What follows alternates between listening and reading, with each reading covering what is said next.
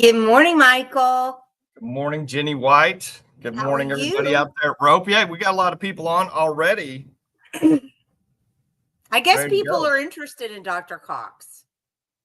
Definitely. I wonder why. And interested in education, maybe getting some results out of education, I think. I know. You know what? Here's the thing. If you're at the bottom, you've got no place to go but up.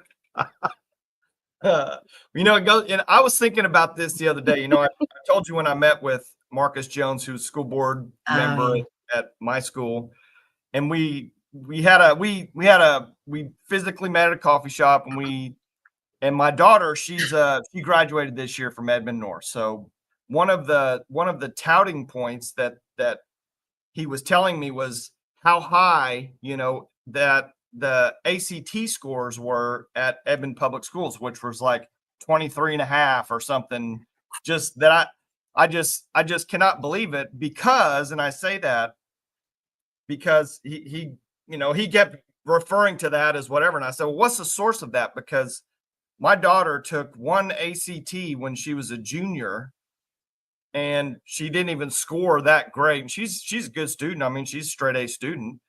She better be if she's yours, Michael. Well, I don't hammer them. I don't hammer them that hard. I make academics important, but to get back on that. So, we was saying, hey, the average over here is 23.5. We're, top 10 in the country and this and that. And I spoke to literally all of her friends. None of her friends even took the ACT after their junior year. Yeah, really? They all scored, low 20s, and I just can't see that even happening. And I said, hey, where's this data even coming from? Yeah. And he's like, well, that's just our aggregated data in the district, blah, blah, blah. And I'm like, there's no way. Maybe the kids that are pursuing like high performance colleges, or whatever it may be, Ivy League or whatever, that continue to take the ACT like their senior year multiple times. Yeah. Maybe they just have a sampling of those kids that have the highest ACT scores at their senior year. But I can tell you, I probably talked to 150 kids, and not one of them scored that high. And these are all, pretty high, GPA wise and student wise, those are all pretty decent kids. And not one of them had a score like that. So I don't know how you can take an entire student body. Our graduating class was like 700 kids. And you're going to tell me that you've got an average, ACT average of 23.5 with 700 kids. I can't believe it. I want academics to be the number one thing. I want us to be the most producing state.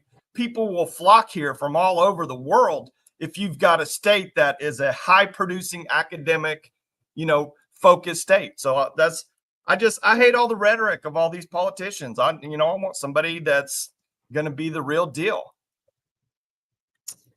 Well, I was just texting our friend Becky Pelham, Dr. Pelham, because remember, how many times has Becky said, she tells the story about teaching, and basically they call the low scores, so it looks like they're doing better than they are. So I was going to see if this is interesting. Okay, so John was making fun of me and said, wait a minute, unless you still have a shovel and you keep digging. And Julie said the ACT is a data grab of kids that's forced on all students in Oklahoma. And I don't disagree with you, Julie. Dirty Okie politicians. Why are you on here, Dirty Okie politicians? You're scaring me. My daughter had a 32.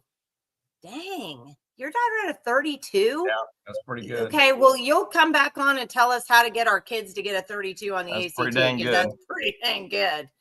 I think 23 is low too, frankly. But guess what? I made that when I was in cooking's books. I agree with Denise. In some schools, the GPA isn't necessarily good. No, we're talking about ACT. Because I agree with you. I don't think any test, Sherry, I don't think any test score tells. Yeah. Well, my point to that whole my point to that whole deal, Jenny, was, and yes, they did. Hold on one second. Get Julia's comment on here, because yes, they remember when they redid, what do they call them, Sherry?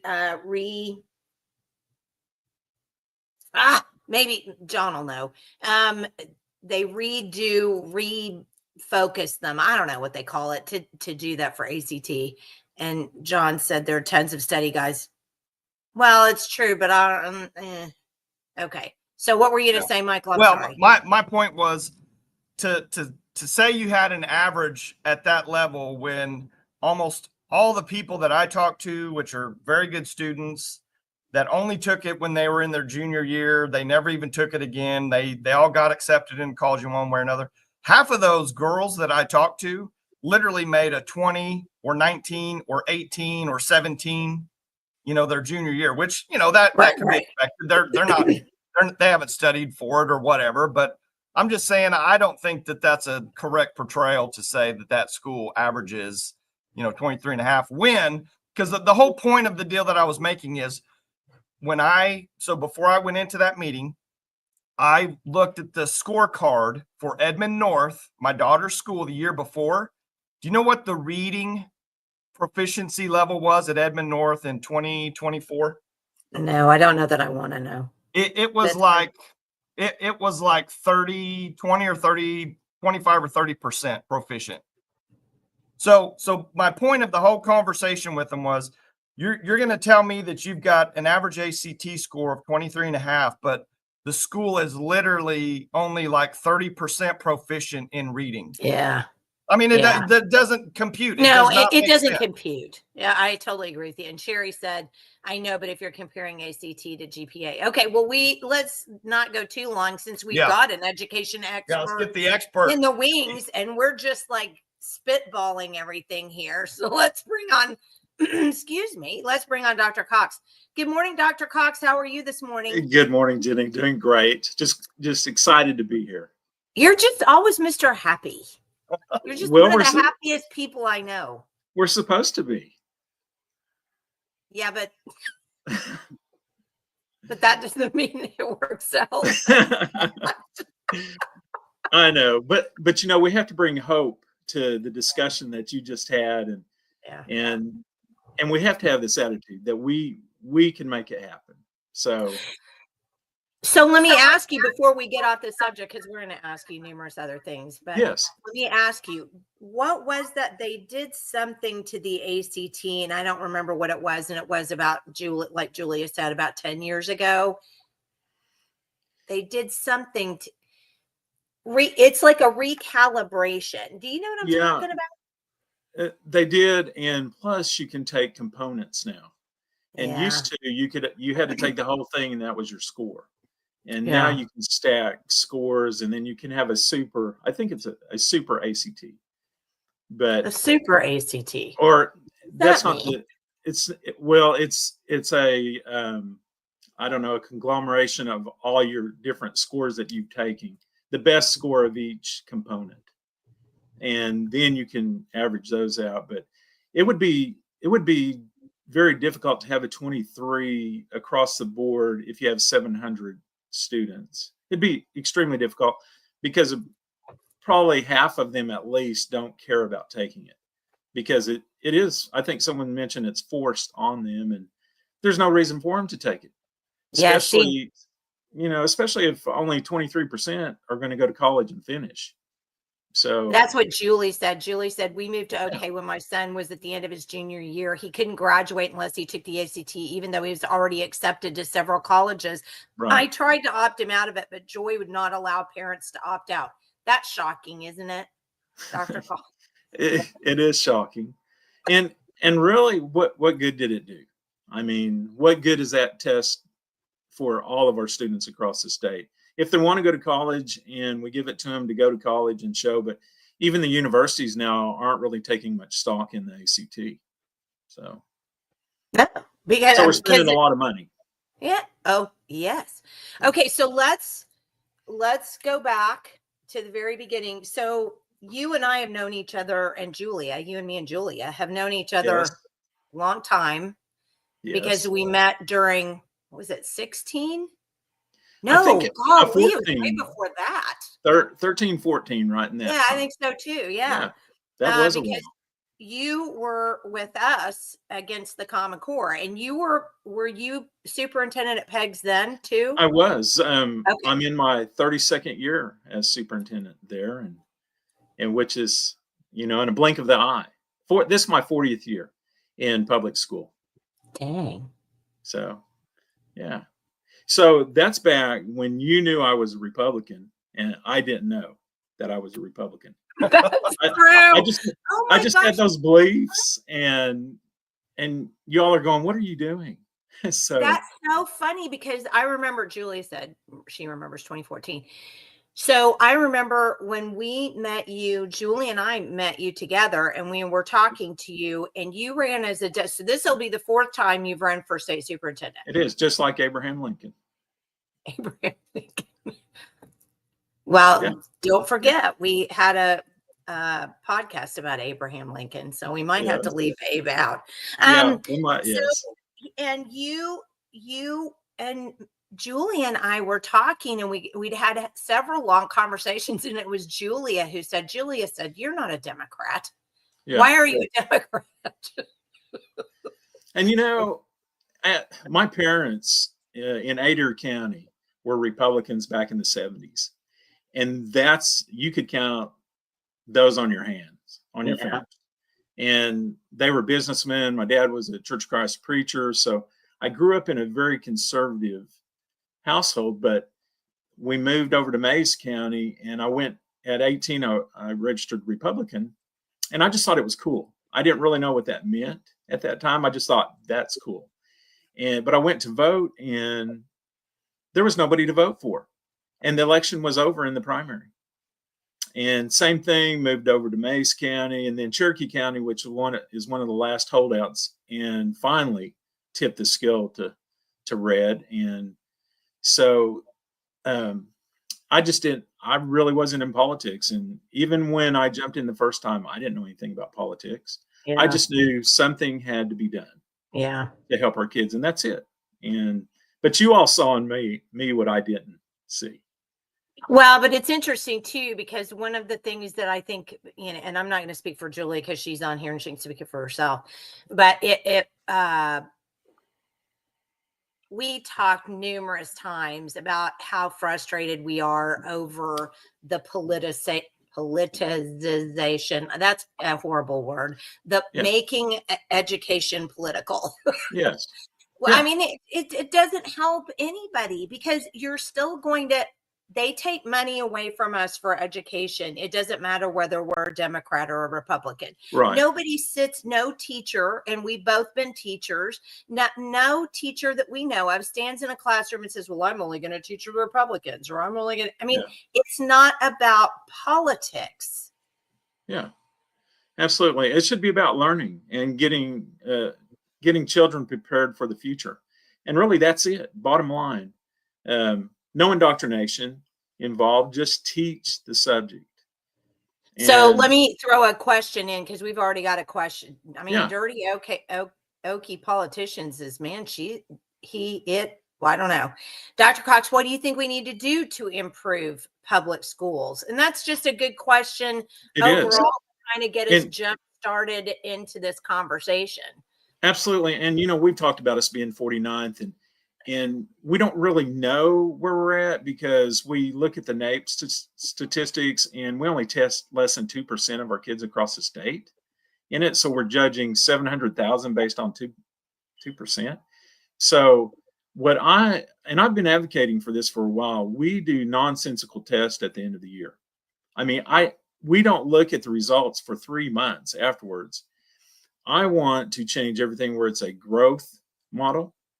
And it's not a new concept, but teachers do this anyways in their classroom. They test periodically and they can adjust instruction based upon what their kids aren't learning or what they are learning.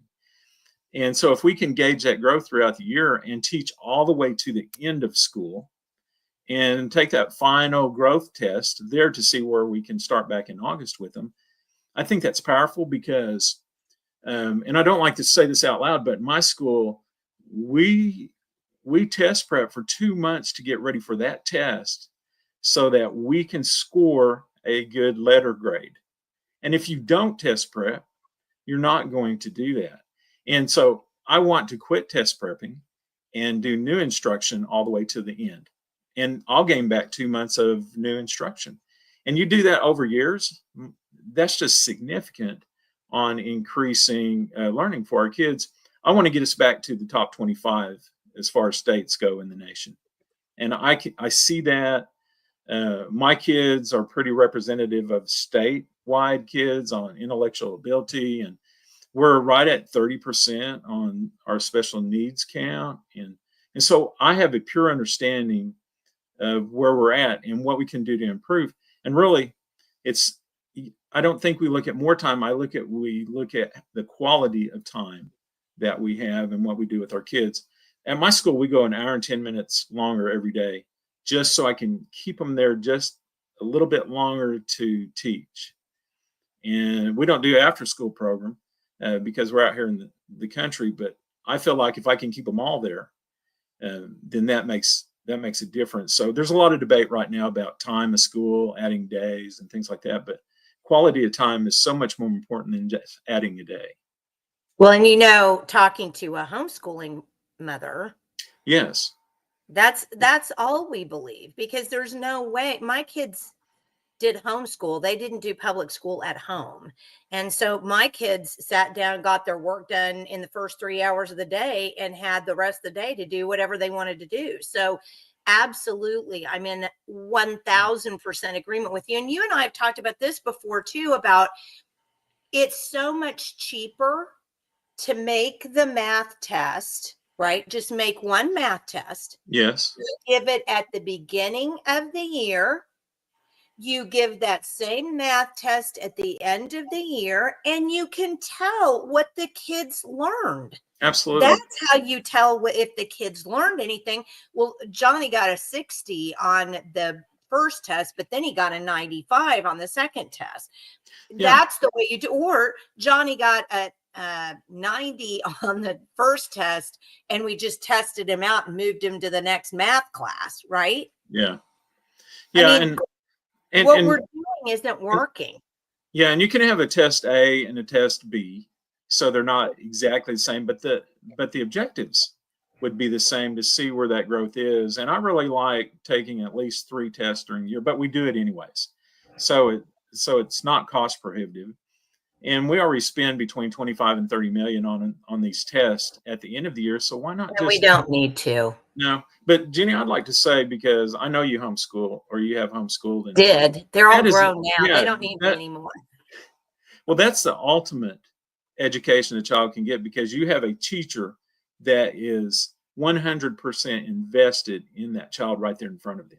Yeah. And so to me, that's the ultimate education. And I wish we could have one adult per every child in our schools focused on them, and we could make the difference at what you made at home. So homeschooling is something that I think sacred, and just bless those people that take that task on. Yeah, but boy, I sure do wish, and I'm pretty sure we've got a couple. Let me throw a couple of comments in here because I think you're going to be interested Okay. in them. But I would love Sherry to make Sherry says, prepare them for a future, not just a job. Yes. Because she voted against the ACT, which was good. And she says, yes. And Yeah. then Julia reminds us of the Mississippi Miracle, which we can talk about in a little bit. Yes. Julie says, one thing I noticed as a middle school teacher is that students miss so many days of school for extracurricular activities. These kids miss the lessons and don't usually turn in assignments. And it's funny, John, because I'm going to bounce off of what Julie said, since you're the superintendent here. Yes. Julie and I could have been in the same classroom because I felt the same way when I was teaching. I'm like, guys, we're not even getting to that. We've got this assembly. We've got that assembly. Now we've got this thing that we're going to, now that we're going to this thing. And then you're going to make me close down my whole classroom from month to test prep. Exactly what did the kids get out of my class? Right. And in our school, we're really conscious of that because we use athletics or activities as an incentive. And so if they're not doing their classwork, which is the number one priority, then they don't get to participate until they do that. So it's really our way of enticing them to get to work and motivating them, because our jobs as teachers is really motivation. And because if you can't motivate a child to take a test and score well on it, they're not going to do it. They're going to be on. Well, or if you can't motivate them to be interested in learning. And I think that's the bottom line, John. But Sherry said a really good comment about not training them to do a job. Right. I think we should give them the basics so that they can go out on their own and really do what they want to do, but have those basics where they can qualify for the job or the position that they want, but not really focus in on training them for one specific thing. I think they need to be well-rounded as far as learning and be lifelong learners, actually. So.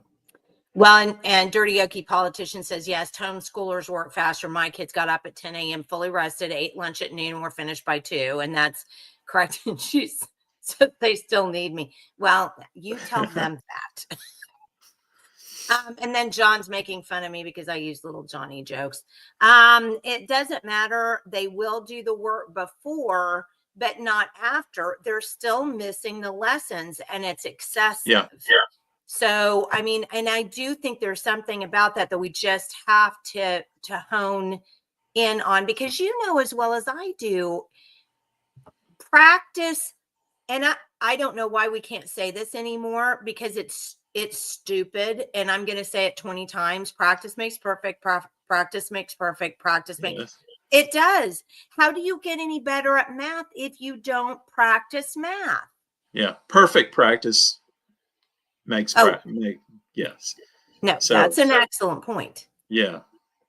So we've got to get them doing stuff. And John says the same thing because he's a teacher as well. All this extra stuff needs to be a night or a weekend thing. They need to stop having them done during school hours, because we just need to get them to do the basics of in the first. And Robert says, my wife and I homeschool 5. We know families that have 10 kids that are all homeschooled. It's not one parent to one kid in a homeschool setting. So he does make a good point there. That is. And I know there are a lot of parents, and especially like in Tulsa area, where they help each other because they also have jobs too that they have to do. So there's different types of homeschooling. And then of course, back in the backwoods of Peggs, we have the monastery back there. And I forgot. We have some parents that are excellent homeschoolers, and they help each other a lot, just like that comment was made. So you know, and they're focused on what goes on at the monastery, but highly intellectual and focused on education and really pushing their kids to be the best they can be. So I have admiration for people that homeschool. Well, and Julie makes a point here, which I kind of agree. No missing core classes in K-8 for extracurricular activities, because I think that's the other thing, and we can jump off. So I'm going to stop the comments for now. So I'm going to put a pause on that, so you and I can talk a little bit about this, because we've talked about this before. So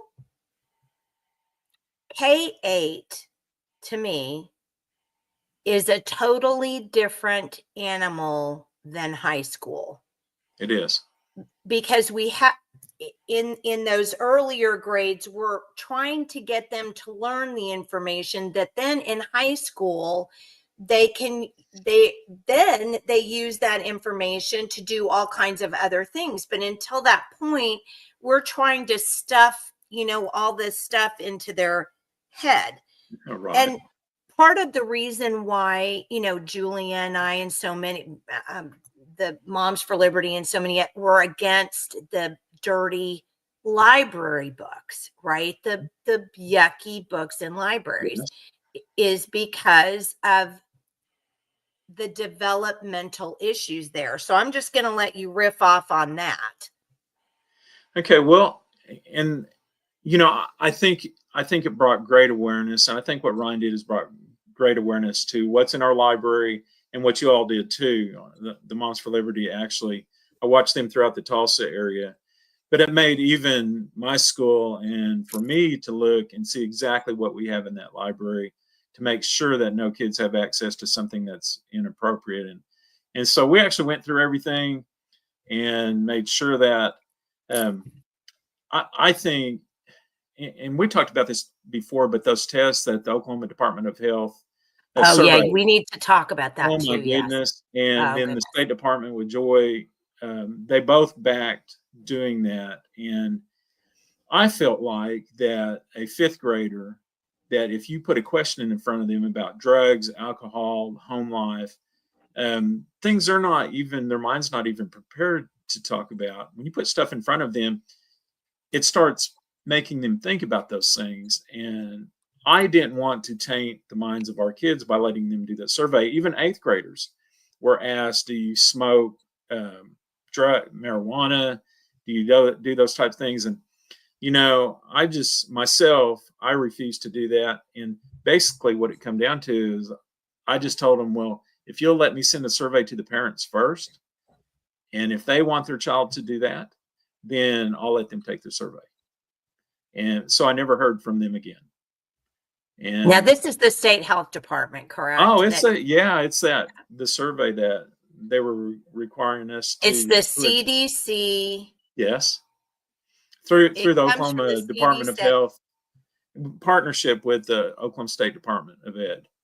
And yes. I just thought, we're very careful about trying to put things in our kids' minds, because I just think that's the parent's job at home. Even when you talk about junior high, and this may not even, some of our listeners may not agree with me on this, but we don't even teach sex ed in 7th and 8th, because I feel like that is the parent's job. And some people say, well, the parents don't do that. But we can teach science and biology and those things, but I want the topics to be left at home with the parents, where we just do the teaching, and where we get them to read really well and do mathematics, which is a passion of mine. And so I just think there's a real separation there, and there can't be any secrecy. I just feel like parents should know everything we're doing at a school. And I think that's why a lot of people homeschool, because they're kind of leery of what might be happening at school. And I want to make public schools where homeschool people say, man, we love that choice. My kids will be taken care of. They'll be safe. There won't be no indoctrination. We can do that. I would love to make it that good. So they have a choice. Couple of things. Sherry says, I taught math to 5th graders. I told them practice makes best. Intelligent children know that no one is perfect. And I get that, but I do too. I don't like it. The fact that you never heard back is so telling. And that Julie and I agree with you 1,000%. And that's one of the things that we were so positive about you. I mean, and I don't know that people remember this or not, but I'm happy to say it. We, when we were endorsing people, when we were Reclaim Oklahoma Parent Empowerment, We endorsed you over Yes. Ryan Walters in the primary. And I think those of us that did recognize that you had a different perspective. And I do want to get into this. And don't let me cut you out, Michael, because you left for a minute. I was like, don't let me Yeah, cut no, you out. my audio was all messed up, but I do want to make the point just real quick, Okay. Jenny. You took a lot of backlash. I mean, a lot of backlash when you endorsed Dr. Cox over Ryan for years. Just want to remind everybody about that. It's okay. I'm a big girl. I can take it. But but Jenny, it all worked out because Ryan has been able to go in there and move the needle as far as breaking down glass walls and being able for a person like me to go in there and immediately help improve instruction. So the focus has been so much on safety and security of schools that yes, I'll focus on that, but I can go in as a practitioner and someone who has experience in being able to bring people together to get academic progress done and to implement the things we just talked about. Okay, so that's what I want to talk about. So Yes. people have been frustrated with me about my perspective over Ryan Walters. And I think he's done some good things, and don't get me wrong, but my husband and I have even argued about that because if I were to run, and I thought about running for that position, because we talked about this, I was going to Yes. run when he said he was going to run. And my perspective was going to be to work together with people because, again, it's a non-political thing, education. I'm not saying the office isn't political. We've made it that, and that's fine. But I'm saying education isn't political. And if we don't start concentrating on making teachers do what they have to do in the classroom, then I think we're lost. And you and I talked about this too, and you need to talk about this. So when I was a teacher, the principal was the king or queen of the school. The principal made us turn in our lesson plans. The principal looked at our test scores. The principal came in and watched us in class to make sure that we were doing the appropriate thing. I mean, the principal was basically in charge of my building, of the building. Yeah. What has happened? How has education broken down so that now we have principals who are in buildings and I don't even know what they do, but there's 7 of them and we're paying 7 of them. And yet we're down to 30% reading ability in kids. So I think I look more as a principal as instructional, and that's how they should be helping and guiding. And so I'm a superintendent and principal. And so it's my job to have our school board hire and employ really good people that can be in that classroom, and then I support them. And I don't view myself as working over people. I think the best method is to work with people, because my 2nd grade teacher, she's been with me 27 years, and I walk down there and I ask her questions about 2nd graders and what can I do to help her make 2nd grade better. My 1st grade teacher's been there over 25 years. So I rely on her and her expertise on how do we improve the reading of these kids. And then I can work across the board with my 1st, 2nd, and 3rd grade teachers. And my 4th grade teacher's been there over 25 years with me. So these are solid teachers. So when when there's a disconnect between principals and teachers, I think that is more of a personal thing where the principal has to do a better job on relationships and being involved, sincerely involved with trying to make the teacher or help the teacher become better. And in all this time, I have never put myself above the people that I work with. I work with them. And I think that is such a big concept, because there are some people that want to be over people and they want to tell them what to do. And people don't respond to people that tell them what to do, even if they work for them. they respond to, how can I help you become better? What can we do to make this a better place? How can we help these children? And so I think that's something that is more of a local issue in that school district, where it's a systemic issue. And it is true, the longer a superintendent principal can be in a certain place, the more stable it becomes.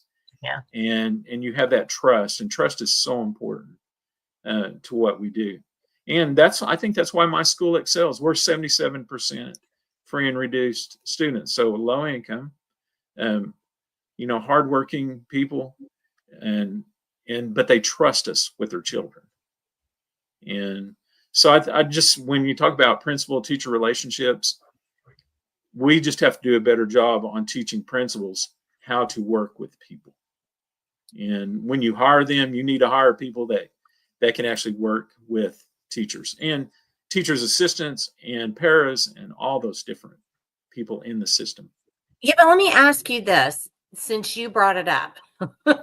You walked into my trap. I did. So, because I think we've talked about that. We talked about so many things before. I don't remember what we haven't talked about, but I just personally believe we don't need paras in classrooms. I just think it's too much extra overhead. And I go back to, I taught high school, and college, but I also taught middle school. And I still was able to teach those kids and get my lesson plans done and get my copies done and do the things and all. I did it by myself. I didn't have to have a paraprofessional in there doing that for me. And I don't like it. I just feel like it's too much overhead and too many people in the. So like in our, and that's why every school district is different, and why you just can't make a blanket call. Well, fair enough. For my staff, I have a teacher's assistant in each classroom, and I do that for two reasons. One is, before I have an extra set of eyes in there, because every 5 to 10 years, the entire population changes, and they are different types of kids. And so I have an extra set of eyes in there for safety. And plus that allows and Sherry Conley talks a little bit about this in her workshops on sexual predators, but it allows two people to be in there. And then also I have that person in there that helps those kids that really need the help, because you're going to have 85 to 90 IQ children in there that don't have an IEP that need help. And then, Jenny, the true paras that work with special needs kids, if I have a highly ADD or autistic child that I want to put in that classroom as much as I can in a least restrictive environment, I need to have a para right there beside them so that they don't disrupt the class so that other kids can't learn. And so that's why I do it. But I see your point. Well, and I see your point. But this is where we move money to the classroom. And because there's a lot of talk about all the administrative costs and all these things, but this is where we truly put money back to help the child in the classroom. Well, that was a great answer. I got to tell you, let's get a couple of comments. Parents, and this is another conversation I would love to have, but I want to save it to the end, about what you're seeing about parents, because I had a sad conversation yesterday. Parents have relinquished too much of their responsibilities to state schools. So yes, sex ed needs to be taught at home. So, and then Catherine says, that's why I love Johnny, smart and passionate about improving Oklahoma education. And Gloria does remember when I endorsed you and I got my butt handed to me. Okay. Yeah. This is a really good question from Julie. Dr. Cox, what do you like or dislike about the job Ryan Walters has done so far? Okay, so this run, and truly, and I said this at City Elders last night, this isn't about me running. This is God's time on timing, and I wasn't supposed to win. We needed someone to go in there and disrupt. We needed someone in there to break the walls down. And we needed to push the envelope. And the positive thing I can say is he's pushed the envelope where now I can walk in there and I can get these changes made, like having growth assessments throughout the year, changing the end of the year assessments where it truly makes a difference, and then diving into helping with reading and help putting more resources in that area. So I think that's what he's done. I have a total different approach, but I've been doing this for, like I said, 32 years. So I wasn't good my first 5 years. I mean, I can look back and go, what was I doing? How long can I do this to fake them out that I know what I'm doing? I literally remember my third year driving home with my 5 kids in the Astro van going, how long can I fake? Will they ever figure out I don't know what I'm doing? And so you go 30 years later and, still a lot of people don't know what a superintendent does. We just do what happens that day, plus all the other paperwork and things that come with it. Yeah. So I think experience and approach, I can get things done. It's really hard for a person to be bashed in the face several times and then they agree with you. And so my approach is that I come with experience and training, and this is what we believe. What do you believe? And so I just think it's so important to be that way. And this is really God's timing for me to go in and make a difference with our kids as far as improving academics and making schools a place where all you're doing is learning. And I just think that's so important. Well, honestly, I love the answer to that question because I hadn't thought about it from that perspective. But boy, you've really given me some stuff to chew on, that he really disrupted the system. I mean, I think there's a lot to that. There's a plan for everyone. Yeah. And we don't know what it is. Yeah. And, I don't like to lose, Jenny. I do not like to lose, but I felt like when I ran against Joy, every time I talked, she would say what I said the next time. And so I felt like I was, at least, if I didn't win, at least maybe I could get some of this stuff in there because it was in her head. Yeah. No, I mean, fair enough. Yeah. And I sat beside Ryan at least 20 something times, just me and him at these places to talk. And I listened to him, and he's doing right now exactly what he said he was going to do. And I told people at those meetings, this is what he's going to do. And so there's a time and purpose for everyone. And I just believe this is the time and purpose for me to be in there to advocate for what we need. Wow. Julia says, you're either pushing the globalist Marxist agenda to enslave the population, or you truly want people to be educated to be all God created them to be. Education policy that comes from DC is globalist. Would you agree with that? Yeah. Yeah. I figured you would have. Yeah. Yes. Gloria says, education is for all. Dr. Cox, would you agree? If a child in 2nd or 3rd grade cannot read, they do not move on to the next level. Okay, so Gloria, this is a very tough question because you have to look at the individual child, and you have to look, are they an 80 IQ child, or will it do harm for them to keep them back? Because sometimes I see a child where it will do more harm to keep them back instead of putting them in an intensive reading program. Catching them up is not the correct word, but to try to get growth for them. And that's why the growth model that I see is so important, because it works with individual children on where they're at, not a class. And so you're focused on an individual. So in my system, before we hold somebody back, we have that conversation with the parent, and we try to figure out what is the best for that child. Will it harm that child down the road? Will it make them graduate at 19 or 20 years old, when they may have risk of dropping out at 18 because they go, I'm done with this? And so we have to look at all of those questions before we can make a blanket answer to say, yes, we're going to hold them back if they're not at the level. Now, it's sad to me if a 2nd or 3rd grader isn't at the level they should be, but the facts are coming from the different backgrounds that they have, that's going to happen.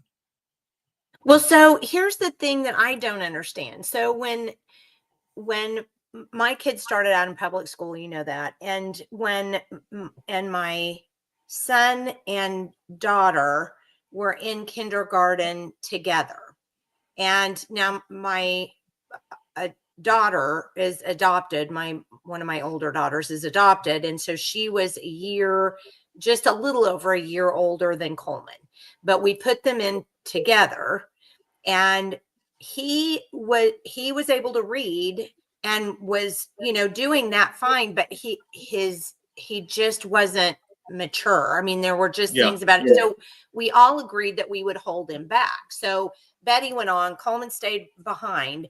But then what ended up happening was, I mean, obviously we pulled him out at second grade, Coleman at second grade. But what ended up happening was Coleman started catching up so fast that we just put him back on the same schedule as Betty did. And I don't understand why we can't do that in regular school, because it always seems to me that once we hold them back, then we don't let them catch back up and get, I mean, am I wrong? Well, we can do that. It's just not talked about. So in your situation, yes, if they accelerate themselves and they can get back there, I would rather them be with their peers, their age peers, and advance with them if we can. So it's not, Jenny, that's not talked about very much, but I have the leverage to go, if that second grader is on a fourth grade level, all of a sudden I can move them to a fourth grade level as long as the parent and our teachers agree with that decision. And I do think that's one thing that happens, Sean, and I think you would agree with me that when kids actually do excel, they're so bored that they just say, screw it, I'm not doing anything anymore. Yeah, we have to do, and that's one reason why years ago I kind of did away with our Title I math, because I wanted those children in the math class, and then we accelerated the math class up to an accelerated math class. And that way it pushed them to be there and didn't give them an excuse to say, I'm in Title I math. And that may be wrong to say on here, but that's kind of years ago. I just felt like we need to have higher expectations. And even if they can't reach them, they're going to do better than what they did if you have low expectations. So that's been my belief all the time. Well, I'd have to amen you on that one. John said that support is a huge thing. So this is going back to when I complained about the paras. Yeah. I'm going to get a little pushback here. Support is a huge thing. When administration does not support the teachers, you have problems. Dorn says, I always consider developing an open to the public report card on schools, teachers, staff, reflecting an expected standard. That's kind of a good point that Dorn has. Have you ever thought about that? I haven't thought about that, but we're really transparent here. And our parents they know our teachers and they know our staff. And even though the doors are all locked now, we have an open door policy. And that's the neat thing about rural schools or small schools, is that they can walk in and see the superintendent right there. If you're in a real large system, it's hard to get to that superintendent. And so, but sometimes I think we forget who we work for. And I make it very clear that if we don't have children at school, I don't have a job. And so I work for the parents. And so that's our philosophy, is we work for the parents. And that's common sense. So sometimes when administrators have disconnect to their teachers, I think they're forgetting who they work for. So, I mean, that's you're hitting them out of the park this morning. Well, that's Gloria got me.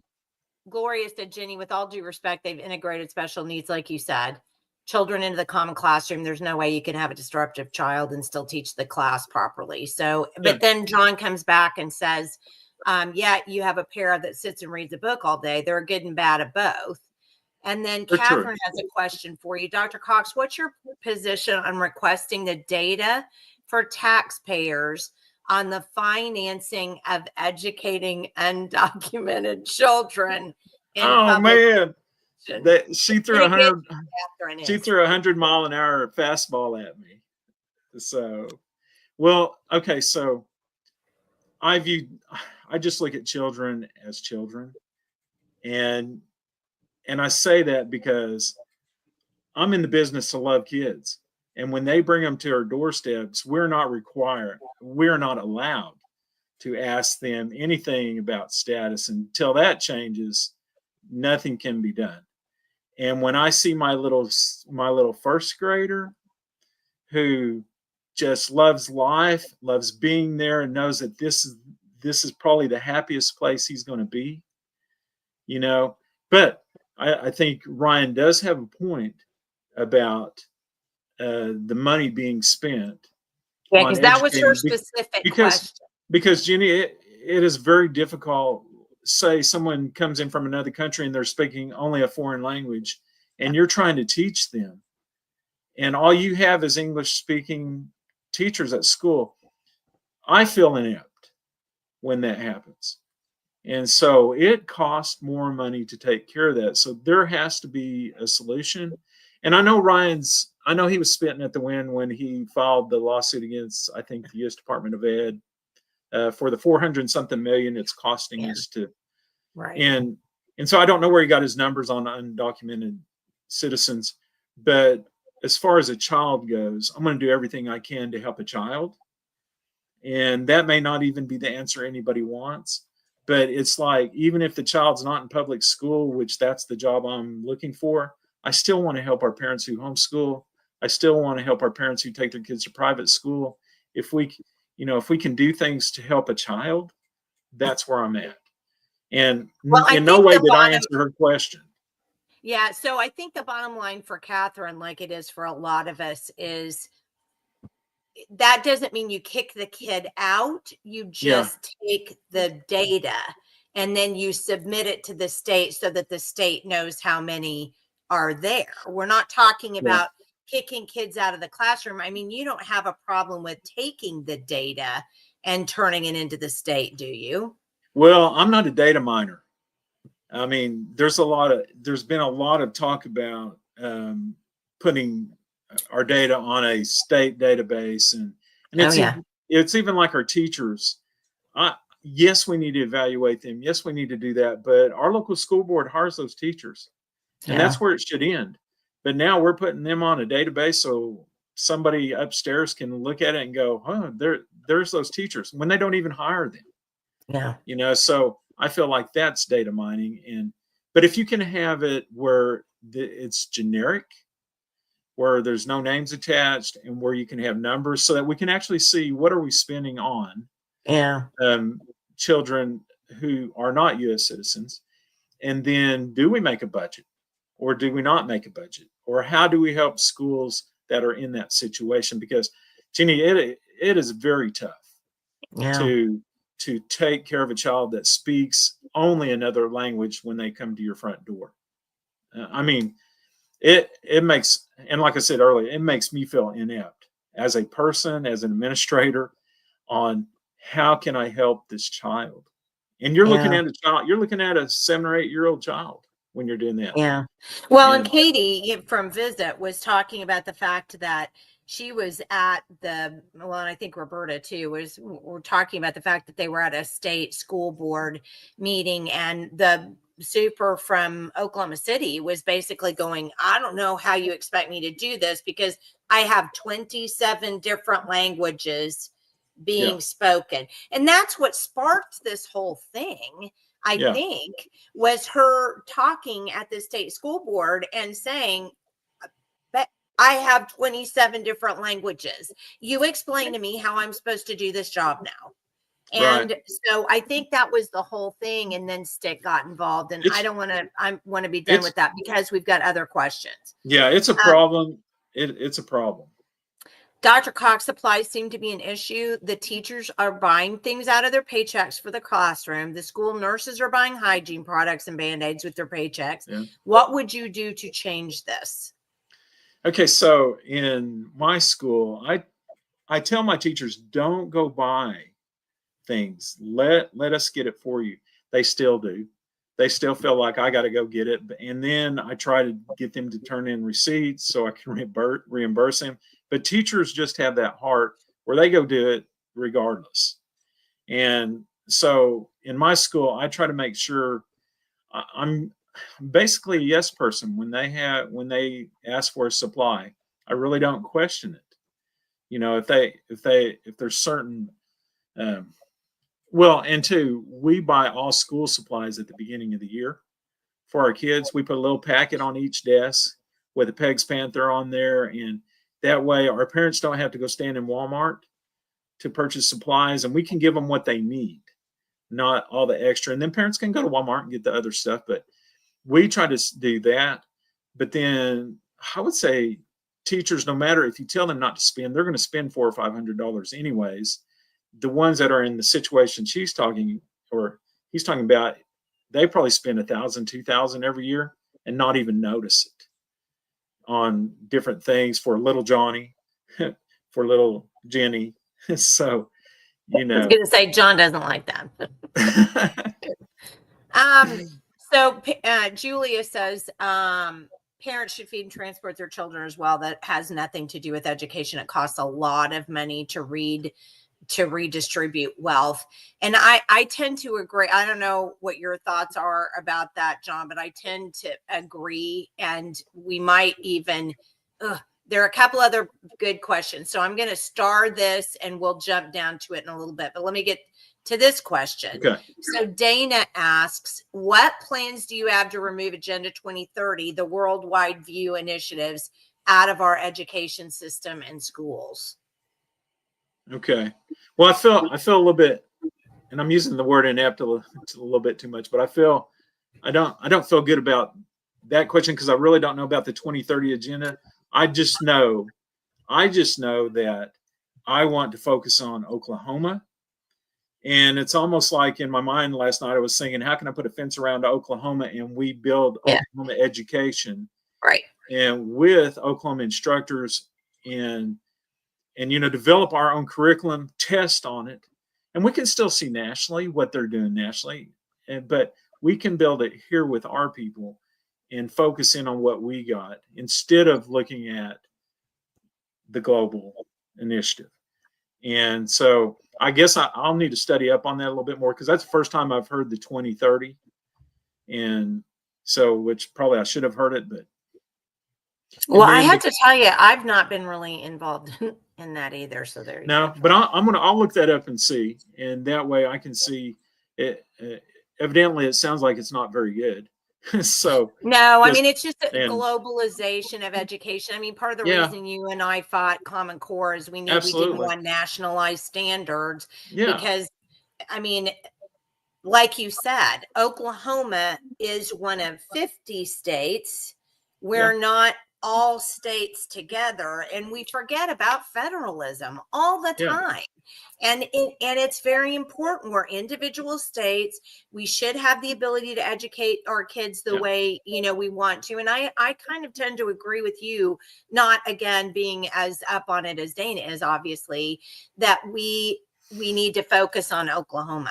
Well, and that's why I'm excited about the dismantling of the U.S. Department of Ed, because not just for the money part of it, where they do take their cut before it gets to us, but because of the mandates that it can release us from. I think because the plans, we can have our plan with our stamp of approval on there. So, but I'm excited about the block grant coming because I think after you cut the middleman out, it may add another $400 million to what we're getting in the state, and then we can do more with that, more reading programs. So long as they don't attach, but that's the thing though, so long as they don't attach strings. Yes. Yeah. Yeah. And we have to be real cautious about that. I know. And that's why I'm real excited, because I think I can look at that block grant and we can make sure it goes out the way it's supposed to. And so, and then with additional money, we can really do some intensive reading. And I don't know if you're there yet, but the Mississippi #1 miracle thing, I think basically my understanding, and I haven't got a hold of them yet to talk to him about it, but my understanding is that they focused a director over that, just over that program, and then they put $15 million into the program. But I'm one of those persons that I really want to see where they got the data to become number one, but they had to improve, and that's all I want to do. I mean, yeah. So John says, Ryan Walters says, expose things in a way where most have realized there's a problem, yet they still fight him. And so he kind of agrees with what you said. Yeah, they're always going to. Turns out Joy H said whatever she never needed to say to him. Yeah. That's great. Well, and this is a good point that Lisa makes. She's also a homeschooling mom. What if that, and this is what we talked about earlier, if a kid's gifted, we've got to have that chance to move them.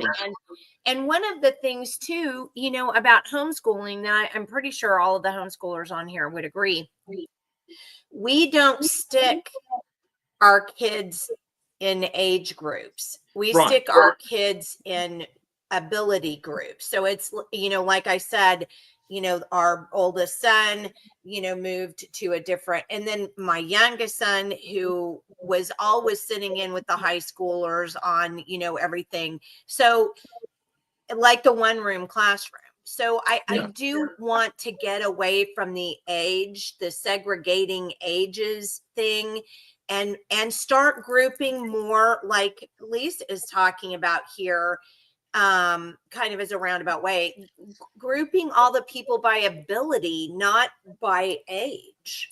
So Jenny, we somewhat do that because, for instance, in lower grade reading programs, we have 3 different tiers. And so you have that accelerated tier that can go on, and you have the middle tier who gets more intensive instruction in it with another model. And then you have your really intensive kids. But then also in 7th and 8th grade in mathematics, since you mentioned math, we have like 3 different levels of math in 7th grade and then 8th grade. And we'll even put our better 7th graders into the 8th grade math to take more like pre-algebra to algebra. So we actually break it down because you have some people, their aptitude is not mathematics. Mine is, but I understand that some people, that's just not their area. So we have to work with those children. So at my school, Gifted and Talented Kids, these children, we've won over 32 state championships in academics in the last 30 years. So we are focused in on that group of kids too. And it's like I said earlier, we try to have higher expectations of each level of kid. So even our gifted children, we expect even more of them that qualify for that program. So yeah, you can do this, and you can still have them with their age, but you can still do differentiated instruction like you're talking about. Yeah. It's difficult, but you can do it. But is that just someone has the ability like you, Dr. Cox, that's got kind of a dual role and in a smaller system? I mean, is that applicable, do you think, to these larger school districts? I think, Michael, I think it is, but why can't you do it on a larger basis? Because you have more people, and it's like Jenny said, they had 7 principals.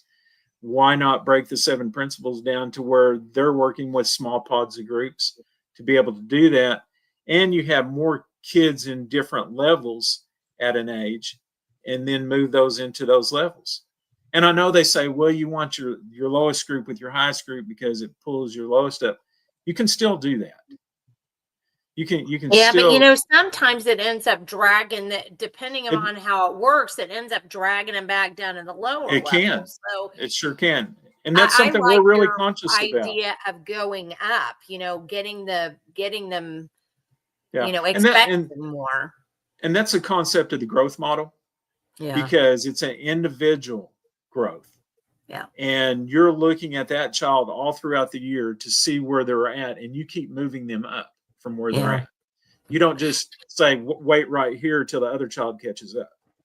Well, now Sherry's got a good comment too. She said reinstalling phonics instruction into the pre-emergent and emerging reading levels will raise scores when implemented with fidelity, meaning no blended or whole language instruction, which, by the way, is against the law in Oklahoma. And it's the craziest thing that we even have it.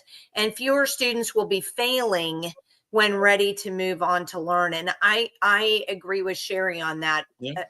7,000%. I mean, what do you think? Well, yes. And so all of my, even up through 6th grade, my teachers are trained in the science of reading. And so I think we that's actually, Sherry's favorite.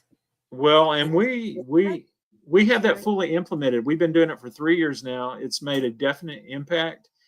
And it's so weird because when I was young, I just memorized words. That was, I don't remember doing all this stuff. But when I go down and watch my pre-K teacher is my reading interventionist. So in the afternoon, she takes those kids in there and breaks the words down by syllables.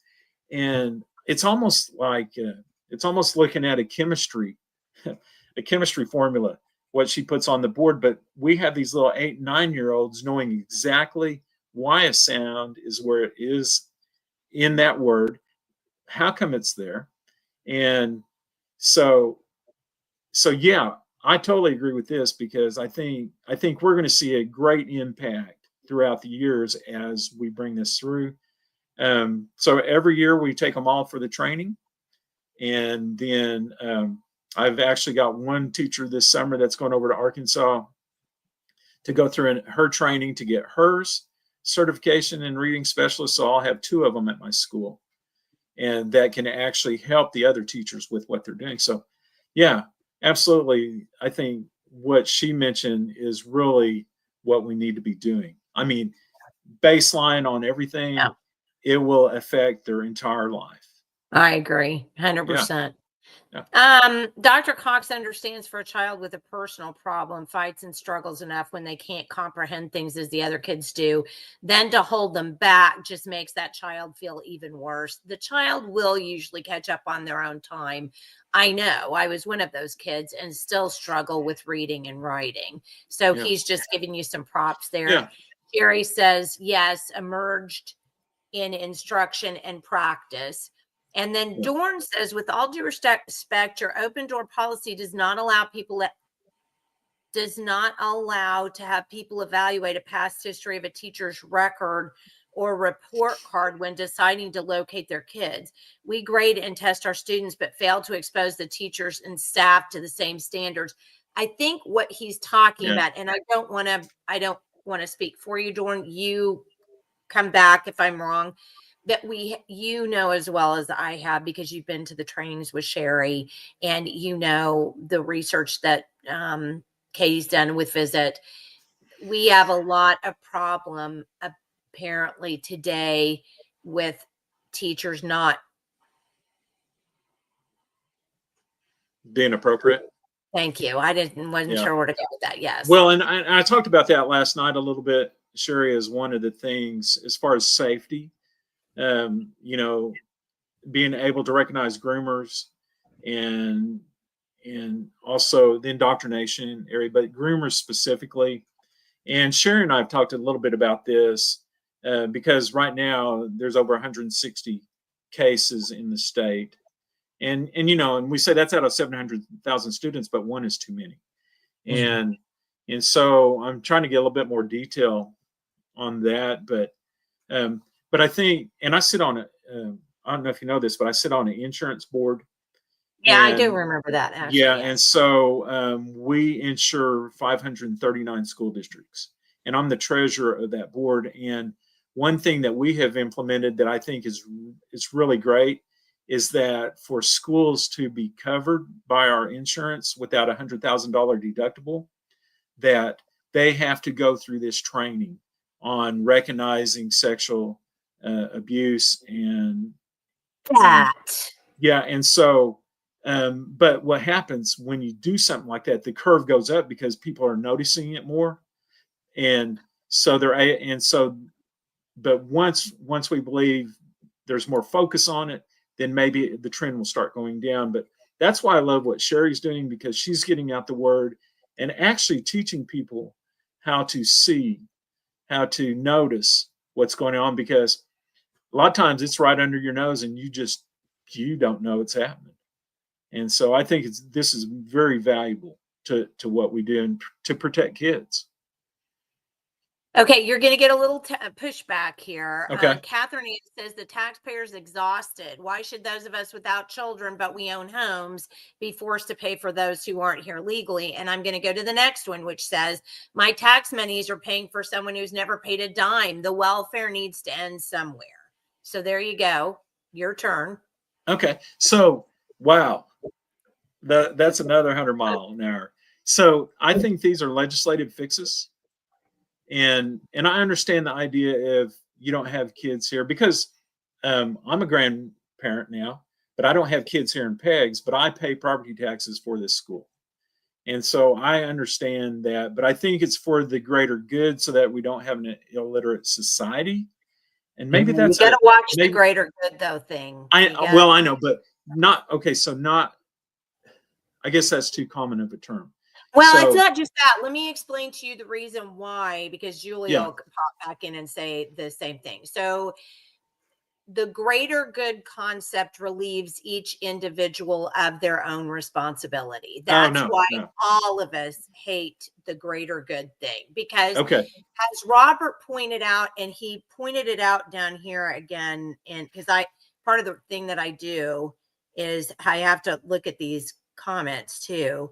No, it was another one that he said that I need to get in. But the point of the matter is that every parent has a responsibility to educate and provide for their own child. That's now, true. If you choose that child goes to a public school, that does not alleviate your responsibility. And you and I and every other teacher in this state who understands that concept gets pissed off as heck when you've got a bunch of parents who dump their kids at the school, leave, do whatever it is they're doing. I don't care if it's a job or getting their nails done, and then don't pay attention to what that kid is doing, because you and I both know.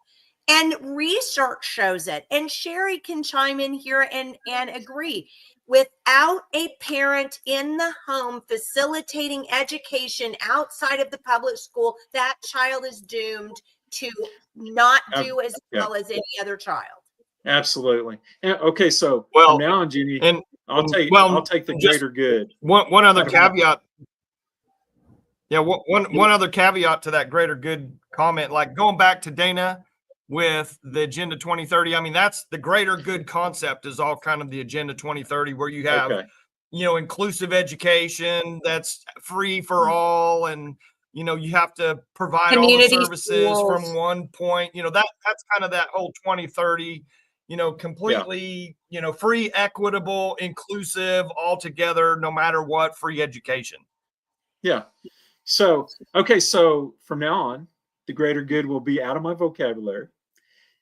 But I think what I look at as a person that lives out here, I look for my tax money to go to fund that school so those kids can learn and they may be productive in society someday, and that they won't come back and come back to my house when I'm not here. And so you do want every child to be a productive member of society. Yeah. And so that's what I mean, Jenny, basically. But I understand that most people don't have kids in school, but they're funding our public schools. And so, and our state aid formula works with property taxes. It's basically almost dollar for dollar. If I get one more dollar of property aid out here, property taxes, I get one less dollar from the state aid formula. Right. And so at some point, I know that there's a push to eliminate all of that from some of the legislators, and if they do, they're going to have to find there'll have to be another revenue stream to help state aid, or the schools will go out of business. And, and that may be an agenda of some too, but my calling is to help these kids that are in these public schools. and just to do the best we can with them and really protect them from everything that Sherry and Ryan have been saying. But we've got to do a better job on academic progress.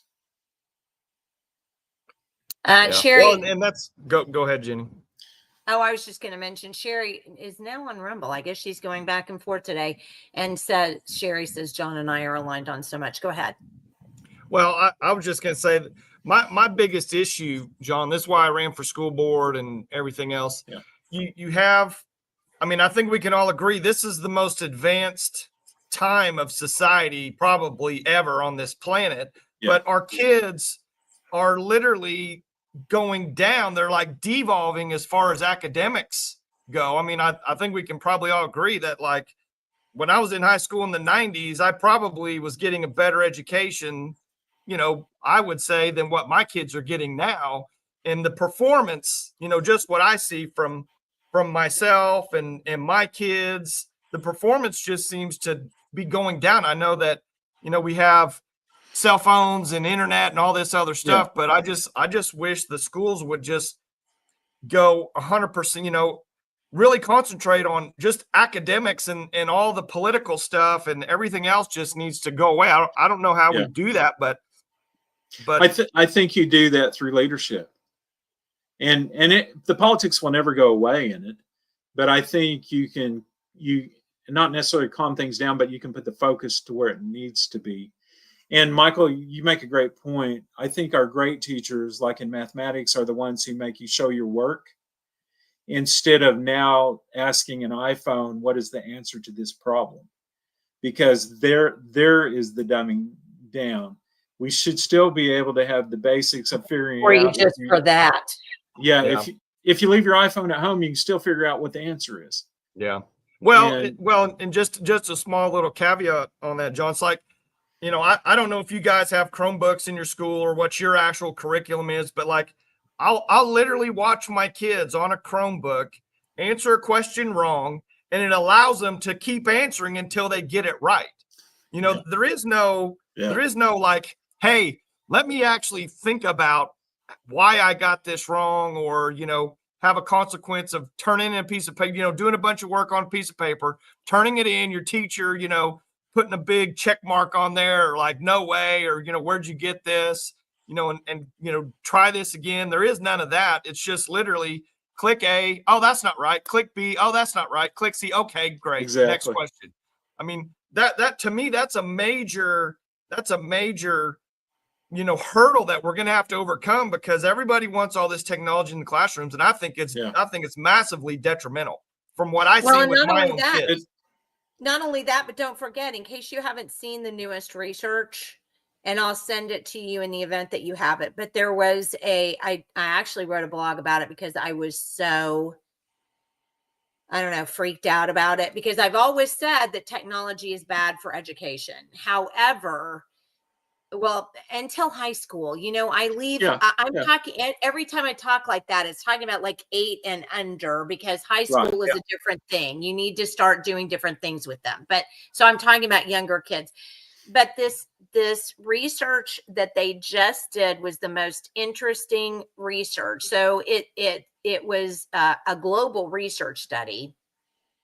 And they did it with, I think, 7 different scientists participated, and they were all over the world. And they culled all of the papers that had been done on technology, on screens, and on childhood behavior.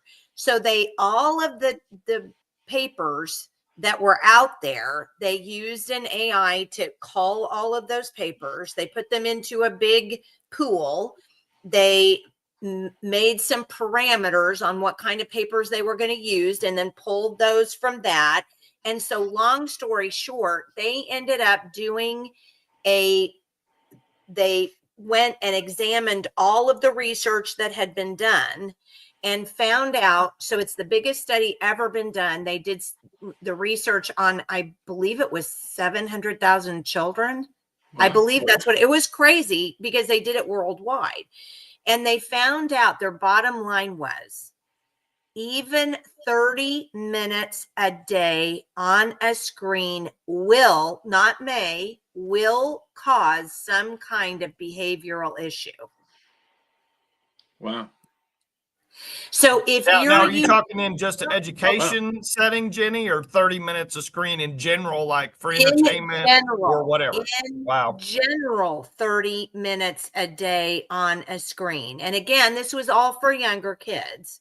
Yeah. And I believe they did, theirs was 8th and under as well, was the study. They didn't do high school kids. They were doing younger kids, because that's when those behaviors get rooted in, is when they're younger. So I am urging you, as you run for superintendent, we've got to get these screens out of classrooms. Yeah. We've got to go back to the traditional methods of teaching children. You cannot have these screens are not helping kids. Yeah. And I think, like at our school, Jenny, we use them as supplemental. Yeah. So, and I come back to math, we make the kids do it on paper and show their work. And then we use IXL to be able to focus towards the test that they'll have at the end of the year. But it also hits the concepts they've already been learning. And so we use that as a supplemental instead of what their actual teacher of the class. So I think it's important to say that, but also math and even, well, all the subjects, you can do them without a laptop. So, or a Chromebook, so. How did we learn? Yeah, I never had anything like that. I know. And that's what I keep saying is, at one point in time, we had a great education process, because we had that teacher right in front of us. They were watching everything we did, and you were having to show your work. And so the new technology has gotten in the way. I think when they get to high school, like we're talking about, there needs to be kind of a usage of it in case they go on into that field at some point, or everything's so technical now, they may be able to use it for those things. But as far as younger learning, I'm okay at my school with us using it as supplemental, but not as the major work. So I would like you to make that part of your campaign, is getting screens out of classrooms and going back to regular teaching, because I'll send you the study so that you can read the study, because I think, John, it would rock your world. And I think it's our job as researchers and educators to educate others about what the research says. And that was huge. Just how many studies in education do you have where you're examining that many children at one time? There's not very many. That's a hugely powerful study. I mean, okay, so let's get on to, Catherine said it's weaponizing empathy. It's just not fair to taxpayers. Polly says it doesn't seem like he has a scope on the enormity of the job of the superintendent of the whole state. Sounds like he can only see things from a local principal perspective. And I actually disagree, just because of what you talked about money a minute ago. So I'm going to let you address that. Okay. And Polly brings up a good point, because this is something they have been saying about me all this time. Oh, and Joy said, oh, he's a nice guy. He's at this small school, and he does that really well. So, but can he handle the State Department of Ed? Absolutely. Because in my job at my school, my hands are on every single thing. If you talk about title programs, if you talk about special ed, child nutrition, transportation, impact aid, USAC, E-rate funds, personnel, public relations, I'm all of those. And so I have been trained for 32 years to know how to handle every one of those. And if someone comes and asks me a question about special ed, I can actually make a really good answer, because I've lived it. And it's kind of like this conversation here. I can't answer a lot of these questions if I haven't had the experience to do that. So I'm really glad Polly brought this up. because sometimes people look at me out here in a school of 200 or less and out in the hills, 80 something square miles. What does he know? Well, I actually taught the graduate level classes for people to become superintendents, the finance classes, the public relations, the housing, all of those things. And so I am well in depth of all of those topics. And I'm a people person. And so I look at what a person comes to me for, and I try to figure out what the need is. And I think that's more important than anything. And if you say that about me, Ryan had zero experience. Zero. I mean, they could say, well, he's Secretary of Ed, but what is that? You know, you're the governor's person, you know, or they could say he's over Oklahoma Chiefs. Well, okay, but that's not the same thing. They could say about Joy. Joy taught a half a year down in Texas at a private school, and then she said she's a career educator. She had no experience in this deal. Well, she worked at Kumon. Yeah, she worked at Kumon. So, and then you go back to Janet. Janet didn't have any operational experience. She was a dentist. You go back to Sandy Garrett. She taught in a classroom. None of these people had the experience that I have, and you just can't come up with it. You know, I think my first 8 years in a classroom and seeing what that was and bringing that experience over to a principal superintendent is so valuable. And so for anyone to say, well, he's at this small school, he doesn't have that experience, is just ludicrous. Yeah. Because I know all these areas.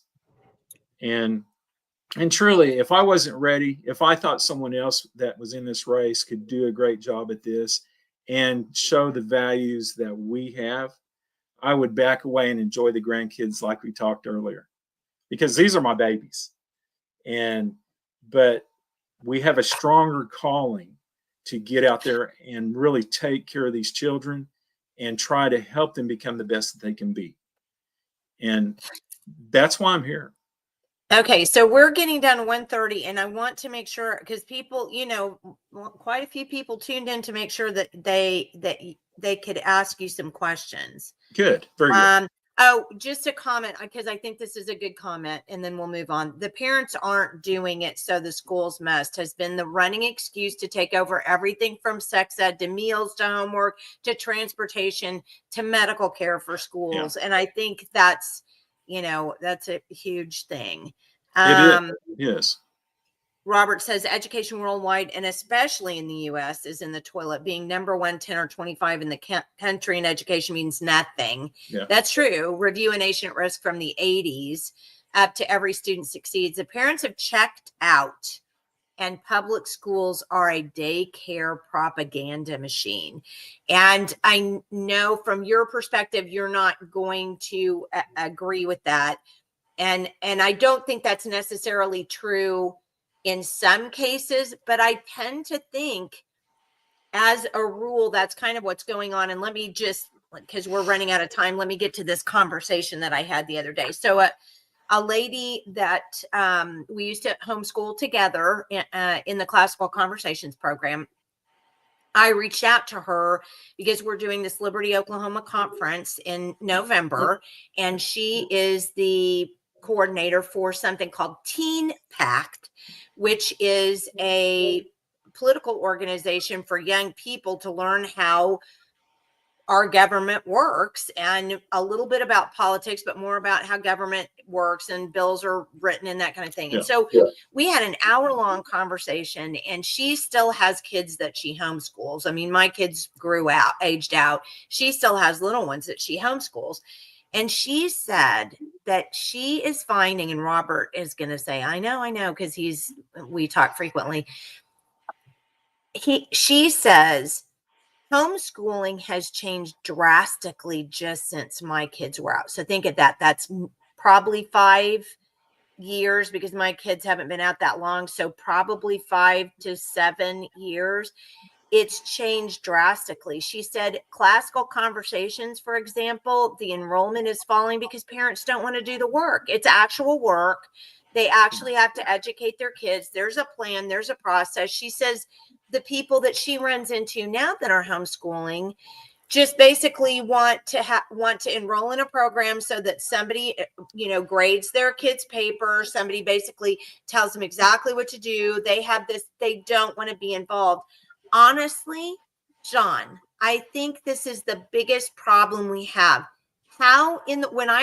When Janet Barisi started Independence Charter Middle School, where my mom and I taught, one of the things that we did was say, look, if your kid's going to be here, you have to do a certain number of hours at this school to make sure your kid stayed here. So we had something called parent hours, and they had to actually be involved. What do you see that we can do to make parents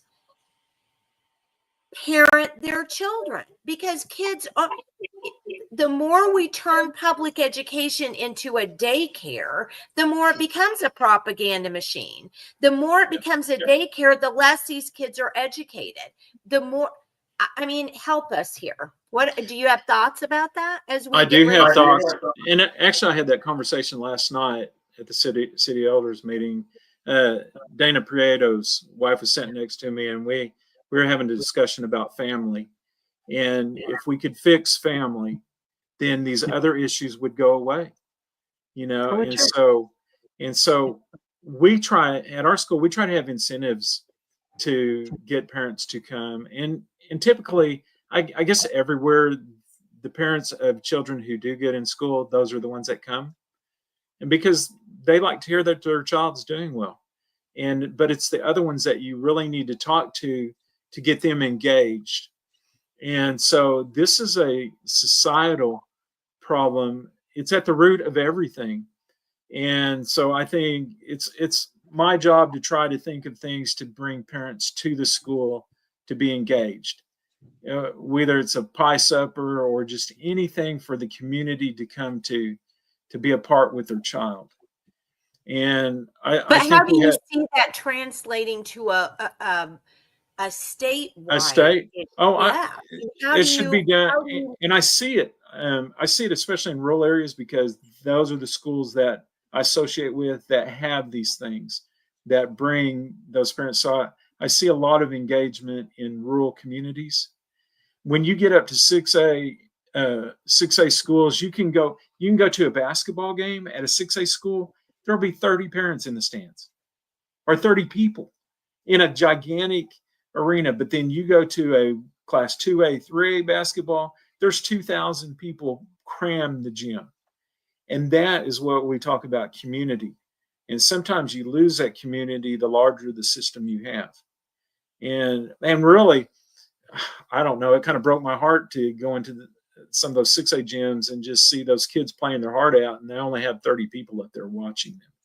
So this whole thing stems from home and the family.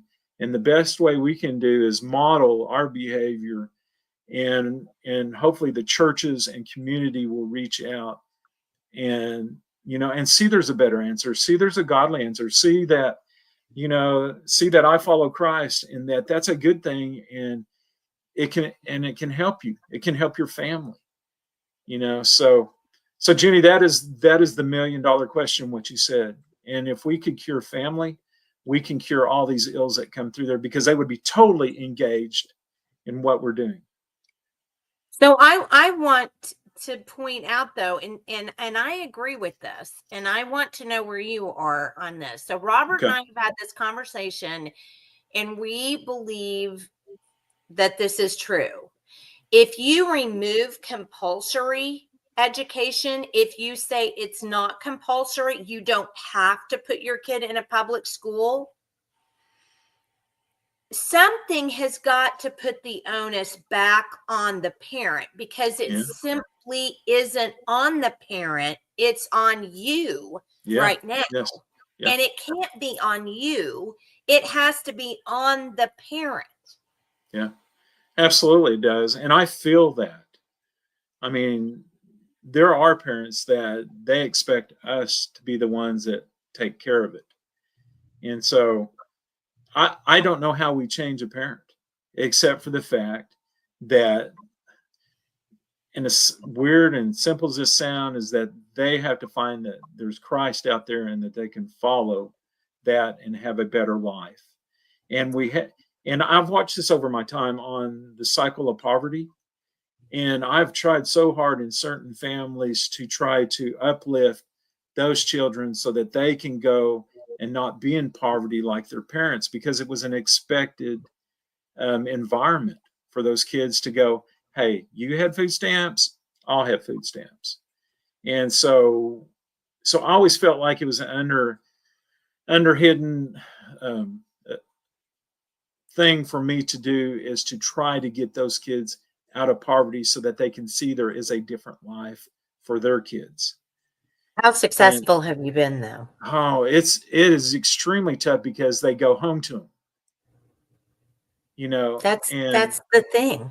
I know. So let me put this up, because I think if I had something to ask of you as state superintendent, this is the recipe I would want you to follow. So this is my friend Lisa, who says, teach only the basics, bring back home ec and shop, stop feeding and transporting kids on the taxpayer's dime, swap constant testing for funds for actual learning, make classroom sizes 15 kids or less, bring parents back into the process by requiring them to volunteer 5 to 10 hours a month.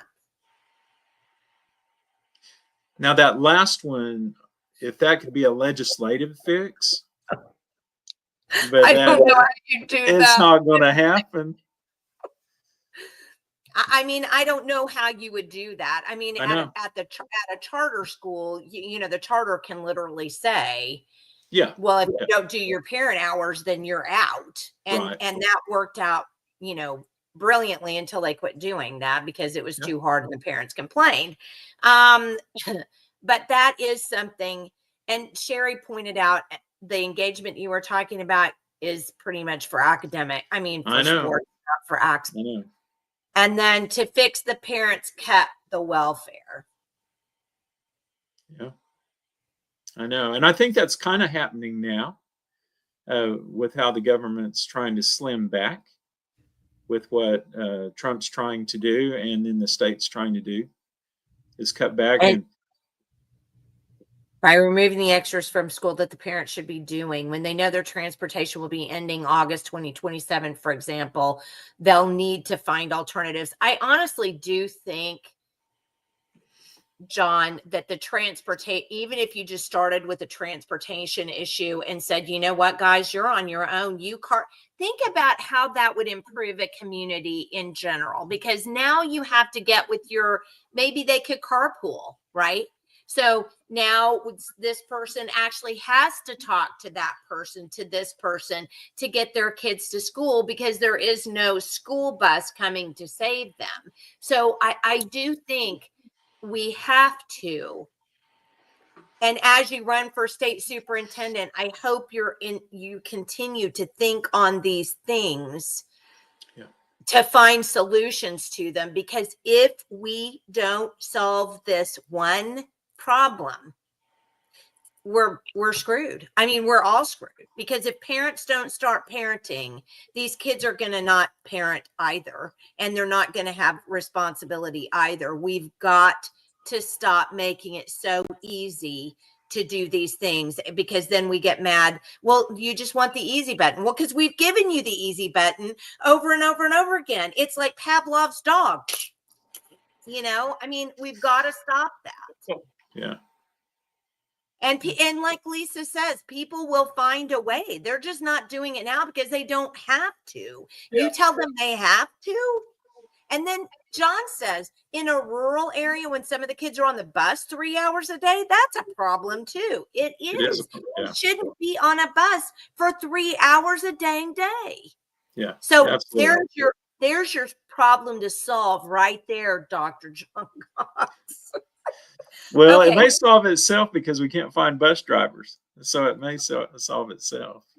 Well, that's a whole other issue. So there is some of that. I mean, we had some great and I'm so sorry we didn't have a chance. I think I got all of the questions though, that people had asked. I think we got all the questions. Yeah, and this is great. And I'll do some research on the 2030 so that I'll be more familiar with that. So, Well, and but I how to love do this, the Jenny. transportation thing. Do what? And how to do the transportation thing. Oh my God. Yeah, I know, from because that.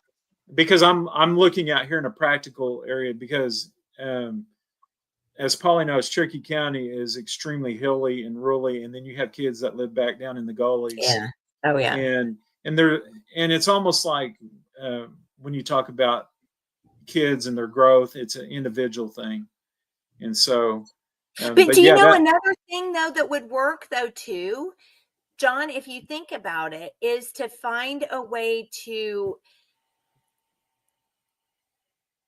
there's a word that I'm missing. It's not coming to me. Incentivize. That's what I was thinking. A way to incentivize or work with churches in the area or nonprofit, groups in the area to take up transportation. I mean, at least that would force the parents to be involved more in with the community. churches. Yeah. Yeah, and the churches than they are Yeah. right now. So, I think we've got to start thinking out of the box more when we deal with public education, because it was, and I'll give you an example. One time early on in Joy's tenure, I guess we'll call it that, in her tenure, she allowed me to sit in on some meetings. And one of them, they were talking about school lunches. And I said, well, here's the thing. I don't understand why we aren't working with communities to try to figure out ways to bring in nonprofits to do school lunches. And everybody looked at me like I had suddenly just popped out a second head, like, what? And I think that's what we need to be doing, is working with these nonprofits, working with these other organizations, and not making it a taxpayer issue, giving the parents the job of parenting their children, even if it's a nonprofit that they have to work through. Yeah. All right. So let's give you the last word, because we're at 1:42 and we've been wow. on and we need to get off. So I know Okay. it went fast. So Yeah, absolutely. And I love the questions, and thank everyone for that. Look me up at cox4ok.com, and then my Facebook is just elect Dr. John Cox, and you can ask me questions there. We'll be doing small videos of questions that you ask, so that you'll have those at hand. And I just want to take care of children, bottom line. So cox4ok.com. Yep. Right. Okay. So there you go. I'm going to leave it up there for just a minute. And you Yep. have a Facebook page, which is elect Dr. John Cox. Okay. Well, and you can look, just. Yeah, that's easy to find. Yeah. It's easy. But yeah, right. Let's improve education, academic progress. So I actually hope to have you on again another time before, I would love that. As we go through, because I'd like to be able to talk, because I'm giving you an assignment. Oh, the transportation. And the other things, the ways to work with nonprofit organizations. So this is your assignment, Dr. Cox. Okay. And we will have you back on to discuss how you've worked these things out. Okay. Well, and for me, Dr. Cox, really, the only thing I want to see these kids, probably all primary educated kids, literally just master the basics. That's what I want to see. I want to see these kids master the most basic concepts of math and English and everything. Just the master the basics. That's, to me, that is the key. We're spiraling off in so many different directions, and we're not actually just mastering the most basic parts of our academics. Yeah, and Michael, just so you know, Ryan stole that from me, because I always said back to the basics, and so I was glad he picked that up and ran with it. Still need to get there, though. Absolutely. We still need to get there. All right. Well, Dr. Cox, it's always a pleasure to talk to you. Thank you, Jenny. One of my favorite people, and I do love talking to you, because we can have these great discussions. And I want to say this one thing before we get off. You don't shy from discussions. You don't cut people out. You don't cut people off. I mean, we've known each other since 2014 and we've still had conversations. So I just really respect that about you. And Thank you. I truly appreciate that about you. Plus I like that we can chat. So Yeah. thank Thank you you, for being Jenny. all right. Thank We'll you, talk to you. Michael. Thank you sir. so much. All All right. right. Thank you. Bye-bye. Boy, that went by fast. Yeah, it did. Yeah, it did. I do want to put a little of my own experience into one of the answers that, or one of the questions that was posed to Dr. Cox, especially about, hey, you're from a small school. How can you run a big deal?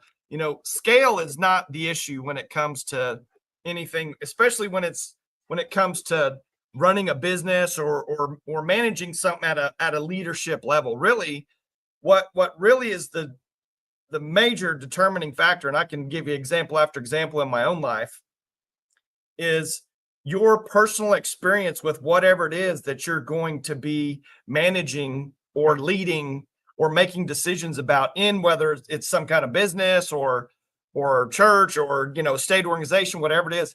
If you don't know how to fix, if you don't physically know how to fix a toilet, you think you can just magically go tell a whole bunch of people how to fix toilets or the best way to do it or this or that. You know, Well, isn't if that you what have, YouTube is for?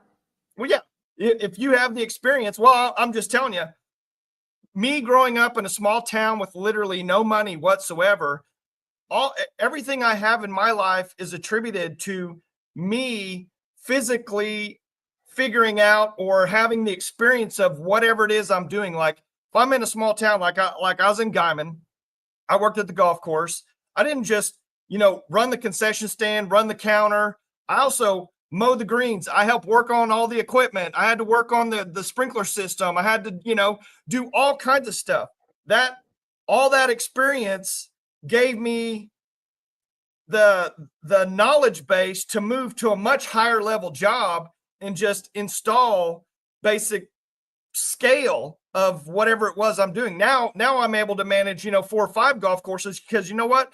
I fixed that lawnmower. I fixed that sprinkler. I went out and I did this. I ran the concession stand. I, you know, filled up Cokes and refills for people. I cooked their hamburgers. I know how to do all that. So the scale of it is not that big of an issue, and I could go on with all kinds of instances in my own life, but just all those little experiences add up to a very easy way to scale leadership in my opinion, when it comes down to it. So to say someone I would prefer, me personally, I would prefer someone from a very small community that had to do every job rather than someone that has no experience in any of those physical jobs myself, because I've been there. I know that the guy that can do every job, it may not be perfect or may not be the absolute best, but the person that has had their fingers on every piece of that pie knows everything about how that pie works to go, you know, to make a million pies.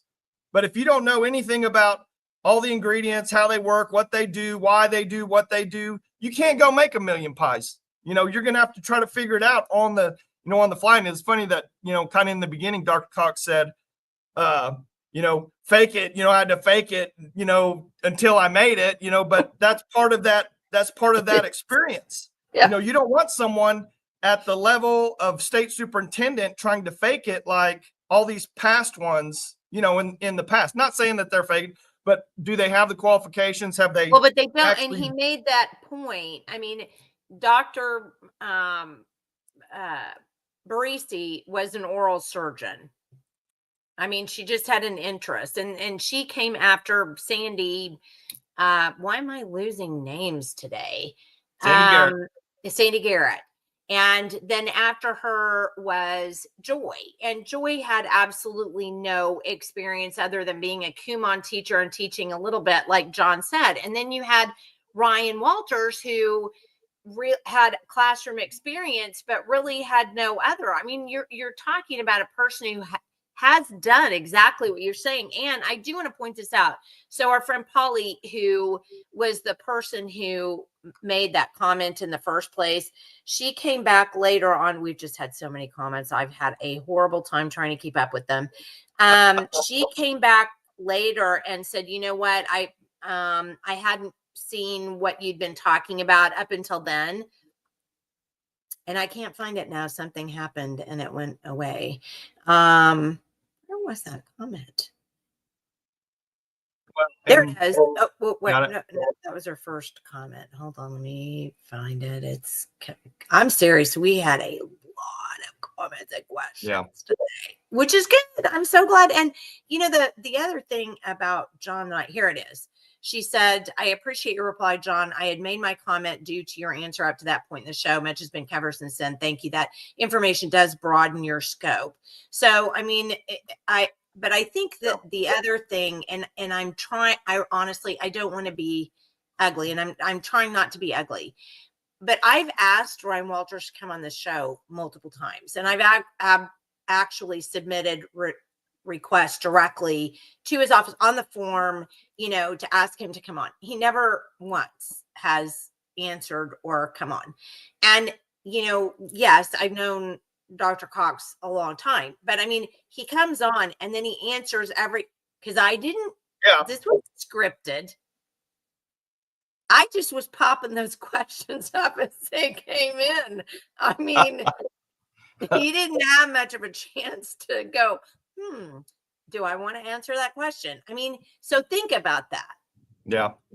I mean, that's a pretty quality person who's willing to just pop on a live video and go, sure, shoot me questions. Yeah.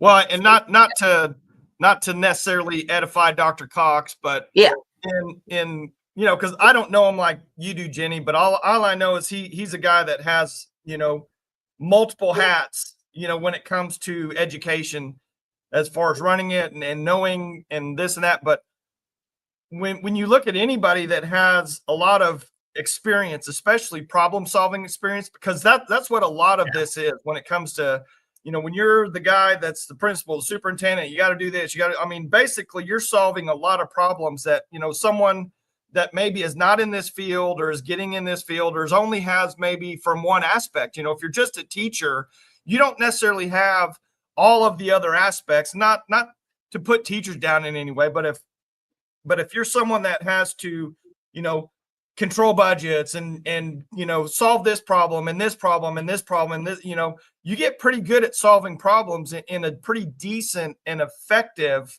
I wouldn't say efficient, but I'd say an effective manner. It's easy to scale that problem solving. I mean, it's just like all those things that I did through my life that aren't necessarily 100% related to like my business now with these high level investments.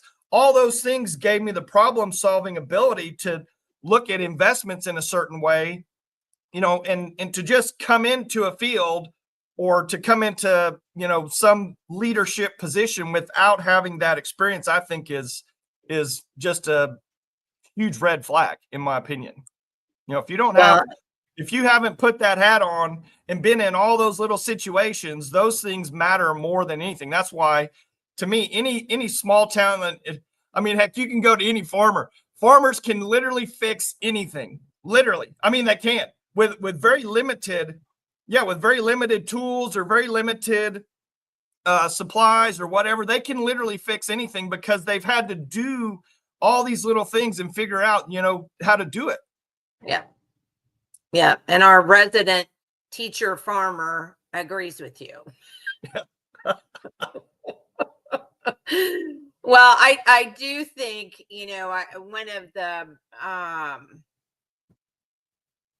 I do think it is important, though, for us to have the conversations with,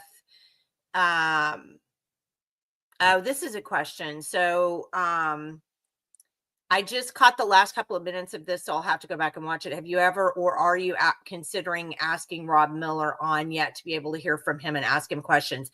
Julie, that's a really good question, because part of the reason why I do this podcast anyway is because I don't really, I think the idea of fairness has gotten us into a situation that I don't care for, and I'm sick of being fair anymore. And I want to try to be, open and available. But here's the thing about Rob Miller. So, and I don't know if Julia has gotten off yet or not, because I haven't seen her comment again. But when Julia and I were fighting Common Core back in the days when we met John Cox, we also met Rob Miller. And it's interesting to me because I think he's Dr. Miller now. He was fairly new in this position, and I think he was in the Marines. So he was in the Marine Corps, and I thought, well, that's really cool. I mean, he's gotten out of the Marine Corps, he's gone into education. That's really interesting. And he actually was, we were with him on Common Core. He actually came, and we have a video of him on our YouTube channel at one of our interim studies on Common Core, talking about how as a superintendent, he didn't like Common Core, and there were so many things about it that he didn't like. And so we were actually with him on that topic. But then over the years, what's happened as he's been in Jinx is I've seen him get more and more partisan and less involved with parents. And our friend Janice Danforth, who her son, he is her son's superintendent. I mean, she's been one of the people that's been fighting him over dirty books in the library, and he's been pretty ugly to parents. And I don't see why I need to give time to a person who doesn't believe in parents, or a person who doesn't feel like they need to entertain concerns from parents. Dr. Cox understands that the people that pay him are parents. Literally, if you want to look at it like this, Dr. Cox understands that the parents employ him. I don't believe Rob Miller does. Now, if you want to reach out to Dr. Miller and you can ask him to come on, but he'll get some pretty pointed questions, because if you're not for parents, I don't have time for you. I mean, that's my perspective. I don't know about you. I hate to speak for you, Michael. Well, no, I think we should have him on, especially if he's not for parents, because he needs to be held accountable for not being for parents. We need to just like anything, like as you go up in politics, we need to, if this guy is truly, Jenny, not qualified, not going to be the right person, then, we need to shine the light on him in that respect and say, hey, here's the questions we asked this guy. Here's his answers. What do you think? Do you think this guy really represents you and is in the best interest of your kids and your kids' academics going forward? Fair enough. Julie got me.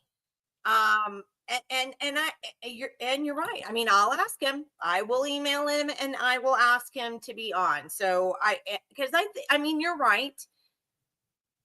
And I don't know, maybe Julie, I'm getting so old that I just to everybody. I don't know.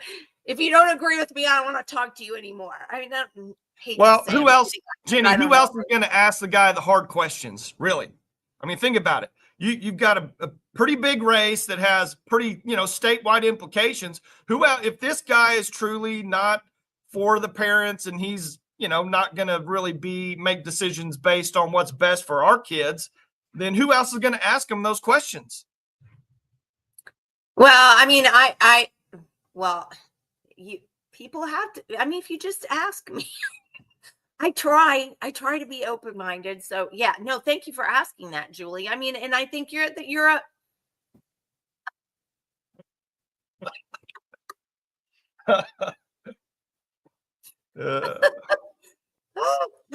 I'm getting bad, y'all. I kind of am. I mean, I met with Senator Kristen Thompson yesterday, because for those of you who may not know, my vendetta against tax credits.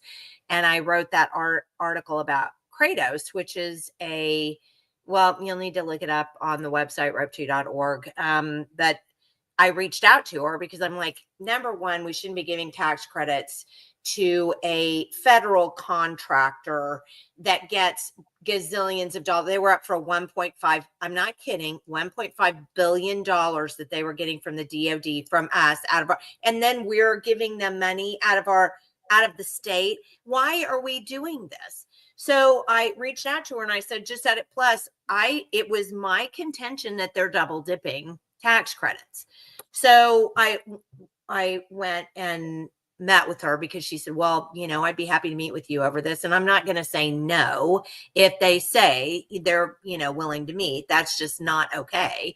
So I went and met with her yesterday, and I explained to her that tax credits are not Republican. You'll never get me to admit that. She completely disagrees with me on that. The only way we were copacetic was she doesn't like the governor's quick action closing fund. She likes it to go through the legislature, but she's all good for tax credits.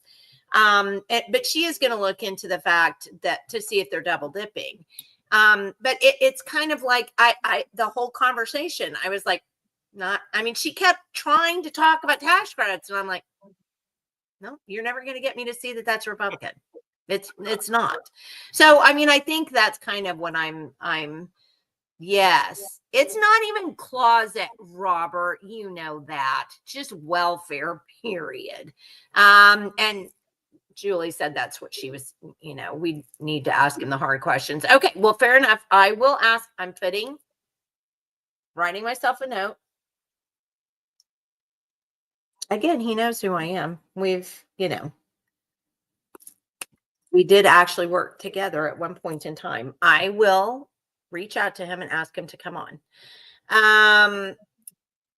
So was there anything else, Michael? That's it. I think so, anyway. Yeah. I will say I didn't mind getting jabbed about Dr. Cox. I personally didn't mind, because you and I were on the same page. You were for Ryan and I was still for Dawn. And we're still friends because I don't care about that stuff.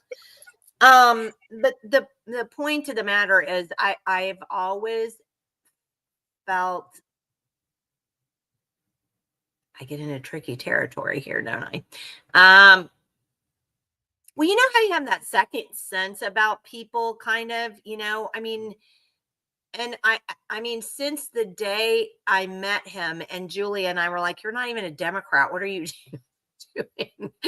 I just had the sense that he would just be a really great person for this job, because, and he really opened my eyes about something today.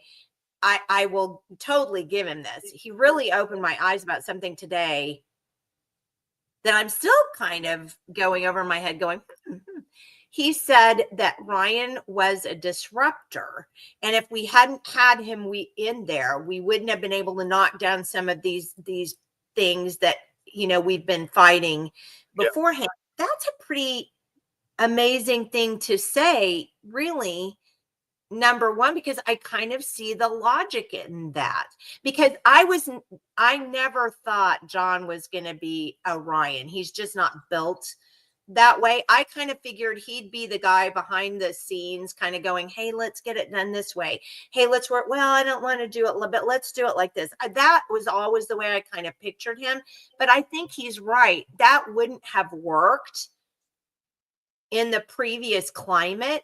But what Ryan did was shoehorn, I think personally too forcefully, but he shoehorned a lot of these conservative ideals in there and made some people open their eyes and see kind of the possibilities and what actually was going on in the education community. So I that was a comment I that really, made me look at him and this and his tenure a little bit differently. Yeah. Well, sometimes, when you have to break down a barrier, the guys on the front row, are going to be a little more sacrificial, but they're necessary. You have to have those guys break through that wall so then everyone else can come in and, take control or lead properly. Maybe that was, Ryan's purpose in this whole deal, was to really push some of these things, to the extreme, whether good or bad, maybe that was just. Well, and you have to give it to him. He did stuff. He did stuff even I wouldn't do. Well, I wouldn't have done it the way he did it. So, yeah. Well, and Kendra's, Kendra, we've had Kendra multiple times, And she's always said, Brian did everything he said he was going to do. He literally did it. Yeah. Yeah. Yeah. Very interesting. All right. Well, let's talk about who we've got on next week. We have on, oops, I'm in August. Next week we have, this is going to be one that you're going to be super interested in. Our friend Amy Serrato at Pykoff suggested we have Dr. Eric Snyder on. He is a teacher and I think a principal at a private school in Oklahoma, but he's been studying economics and has some economic theories that I think you guys, I'll probably be sitting over here going, well, you guys talk, because I don't know that I'll have much to say, but that, and then our friend, new Senator Kendall Sacchieri is going to be on next Friday. So I know we're all super excited about that. And we've got some good people coming up in August as well. However, Michael and I are still, I'm going to be out of state the week of the 4th. So we're kind of deciding on that. And then I think we may just do some replays for the last week of August, where I'm going to be visiting my sister in Utah. Yeah. So I will be gone, and we may just put some replays up. Plus, you guys need a vacation too. So many of you watch every day. Bless your hearts, and we appreciate you. All right. Anything, Michael?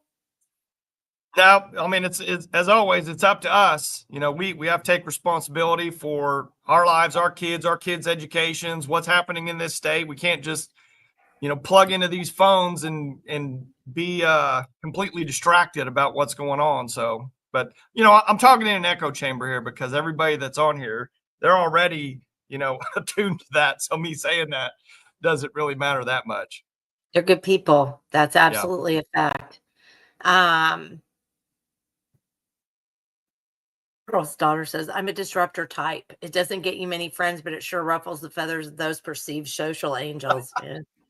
I mean, there's a place for us, isn't there, Earl's daughter? All right. Well, everybody, thank you again for being on. I hope you have a wonderful weekend. It is, Dave just told me this morning it's going to rain again. I hope so, Gina. I'll put on Super Tramp and cry. Okay. Well, everybody have a great weekend anyway. And we will see you again next Wednesday with our program on economics. And we will see you then. And thanks for tuning in. Have a blessed weekend. Bye-bye.